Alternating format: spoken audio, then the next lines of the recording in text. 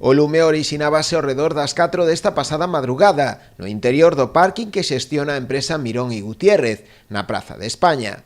Unha chamada alertando do suceso 112 mobilizou a dúas dotacións dos parques de bombeiros de Ribeira e Boiro.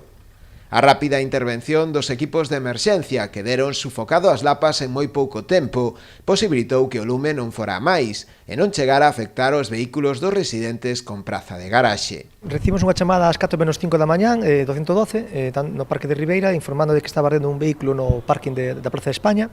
Desplazouse unha dotación de bombeiros de Ribeira e outra de Boiro para o lugar. Ao chegar ali comprobamos que o que estaba ardendo era na primeira planta do parking restos de obra, madeira, restos de obras que había ali postas. Era o que estaba ardendo. Afortunadamente non afectou a ningún vehículo e o traballo noso consisteu en ventilar apagar e ventilar a zona.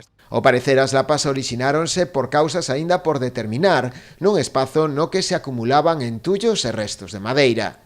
Ata o lugar do incendio desplazáronse tamén Policía Local e Policía Nacional. Esta última iniciou ademais unha investigación para determinar as posibles causas do lume.